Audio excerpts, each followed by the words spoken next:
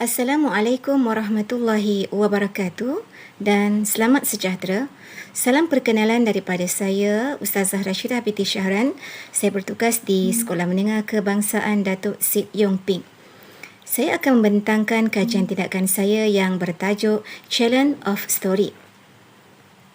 Objektif kajian tindakan saya ini ialah ianya dilaksanakan untuk meningkatkan kemahiran murid bagi menghafal biodata tokoh-tokoh pendidikan Islam khusus bagi murid-murid tingkatan 5 dalam kebiasaan yang baru.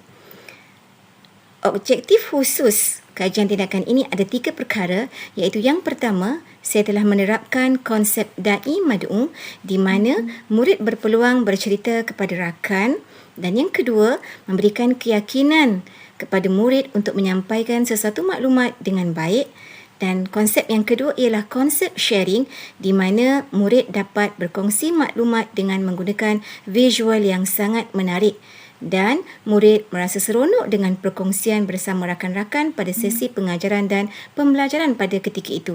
Dan yang ketiga ialah konsep mudah di mana dengan menggunakan kaedah challenge of story, murid mudah mengingat dan menghafal biodata ataupun fakta yang terdapat dalam bahagian tokoh dan penglibatan murid dapat dilaksanakan secara lebih optimum. Dalam kajian tindakan ini, saya telah menerapkan 2 teori pembelajaran, iaitu yang pertama disebut sebagai teori behaviors di mana dengan menggunakan teori behaviors, murid dapat menggunakan satu bahan visual yang diberi nama sebagai wheel of story dengan ringkasannya ialah WOS, yang mana bahan visual ini merupakan satu bahan yang merangsang persekitaran pembelajaran yang positif kepada murid-murid dan guru bertindak sebagai facilitator bagi memberikan keyakinan kepada murid-murid pada sesi pengajaran dan pembelajaran. Yang kedua ialah teori kognitif di mana ianya merupakan salah satu daripada usaha guru untuk membantu murid bagi mengingat fakta bahagian sirah dengan menggunakan bahan visual iaitu WOS, dan yang kedua ianya dapat memantapkan pengetahuan sedia ada murid. Baiklah, bagaimana pelaksanaan kajian tindakan ini bermula? Ianya bermula hasil daripada refleksi pengajaran dan pembelajaran saya yang lalu. Saya mendapati sebahagian murid tidak dapat menghafal biodata tokoh dengan baik. Yang kedua, terdapat juga murid yang kurang berminat untuk menghafal topik sirah. Dan yang ketiga, murid tidak dapat menjawab soalan bahagian sirah dengan baik. Dan saya telah mendapati hasil daripada kaedah pengajaran dan pembelajaran saya yang lalu, saya mendapati murid tidak dapat mengingat fakta dengan mudah. Dan apabila soalan diberikan kepada mereka, mereka gagal memberikan jawapan yang tepat kerana mereka keliru dengan fakta yang banyak yang terdapat di dalam buku teks. Dan saya telah mencetuskan satu idea untuk memberikan kemudahan ataupun kefahaman kepada murid dengan menggunakan satu kaedah yang diberi nama sebagai challenge of story dengan menggunakan satu bahan sokongan iaitu bahan visual wheel of story. Bagaimanakah kaedah ataupun kajian tindakan ini dilaksanakan? Kajian tindakan ini dilaksanakan ialah sebelum itu murid-murid perlu mengingat beberapa maklumat berkenaan dengan biodata tokoh, antaranya nama, tarikh lahir, tarikh meninggal dunia, jawatan, ketinggian akhlak, pendidikan, guru yang tersohor, dan perkara inilah yang perlu diingat ataupun dihafal oleh setiap orang murid. Bagaimana kajian tindakan ini berlangsung ataupun dilaksanakan? Sebelum saya melaksanakan kajian tindakan ini, saya telah memberikan taklimat secara ringkas kepada murid-murid di dalam kelas. Setelah murid-murid faham, maka saya melaksanakan aktiviti yang pertama iaitu murid-murid telah dibahagikan dalam kumpulan. Dalam satu kumpulan, terdapat 3 orang murid, iaitu murid yang pertama, murid yang kedua dan murid yang ketiga. Pada aktiviti yang pertama, murid yang pertama akan memegang WOS iaitu Wheel of Story di mana di dalam Wheel of Story itu terdapat semua maklumat berkenaan dengan biodata tokoh tersebut. Dan murid yang kedua akan memutarkan WOS untuk mendapat maklumat. Kemudian murid yang kedua akan berkongsi maklumat tersebut kepada murid yang ketiga sehinggalah murid yang ketiga benar-benar faham.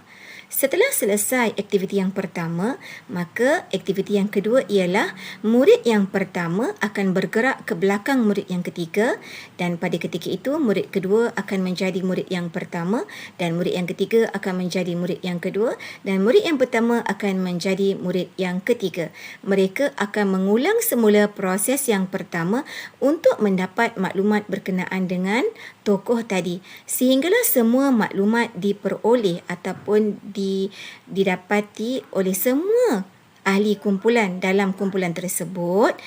Pada aktiviti yang ketiga ialah mereka akan menulis semula maklumat yang diperolehi tanpa melihat wheel of story ataupun mana-mana buku rujukan di dalam buku ataupun di dalam buku latihan. Dan pada ketika itulah saya sebagai guru akan bertindak menjadi facilitator untuk melihat ataupun menyemak jawapan murid sama ada betul ataupun salah apa yang mereka tulis di dalam buku latihan tersebut. Melalui ujian pra dan ujian pos, saya mendapati perbezaan markah yang begitu ketara daripada skala markah ujian pra dan ujian pos. Bila dilihat melalui graf perbandingan, pada ujian pra, markah yang paling rendah adalah 0 markah. Manakala markah pada ujian pos, markah yang paling rendah adalah 5 markah. Manakala ujian pra, markah yang paling tinggi adalah 3. Manakala ujian pos, markah yang paling tinggi adalah 8 markah. Dan ini menunjukkan kaedah challenge of story telah memberikan satu impak yang positif kepada diri murid-murid untuk menghafal ataupun mengingat biodata tokoh dengan begitu baik. Dan saya juga telah melaksanakan challenge of story ini dengan menggunakan norma yang baru dengan melaksanakan challenge of story dalam aktiviti PDPR, iaitu ketika mana saya tidak boleh bersemuka dengan murid, saya telah menggunakan aplikasi dalam Google iaitu aplikasi Jamboard, di mana saya juga melaksanakan perkara yang sama, iaitu murid dibahagikan dalam kumpulan dan mereka berkongsi jawapan dengan menggunakan aplikasi Jamboard. Hasil daripada ujian pra dan ujian pos juga saya mendapati perbezaan markah yang begitu ketara, di mana pada ujian pra markah yang paling tinggi adalah 3/8, manakala pada ujian pos, markah yang paling tinggi adalah 8/8. Dan ini membuktikan bahawa challenge of story boleh dilaksanakan walaupun dalam keadaan bersemuka ataupun tidak bersemuka. Dan saya berharap perkongsian yang saya laksanakan ini dapat dilaksanakan bukan sahaja untuk mata pelajaran pendidikan Islam, tapi untuk mata pelajaran yang lain juga. Kesimpulan daripada kajian tindakan yang saya laksanakan ini ialah, iaitu yang pertama, aktiviti berkumpulan dapat mewujudkan pembelajaran yang aktif pada sesi pengajaran dan pembelajaran pada ketika itu. Yang kedua, murid dapat menggunakan ataupun hand-on sendiri maklumat menggunakan wheel of story. Dan yang ketiga, apa yang menariknya, mereka dapat menerapkan ciri-ciri 4K1N, iaitu komunikatif, kolaboratif, kritis, kreatif dan nilai kebersamaan. Dan apa yang paling berharga ataupun apa yang paling bernilai adalah nilai kebersamaan di kalangan murid-murid, dan mereka dapat menghafal, mengingat biodata tokoh tersebut dengan baik pada sesi pengajaran dan pembelajaran pada ketika itu. Dan saya berharap perkongsian saya pada hari ini dapat dikongsi ataupun dimanfaatkan oleh guru-guru yang lain untuk kita mendapat sesuatu yang lebih berharga. Akhir kalam daripada saya.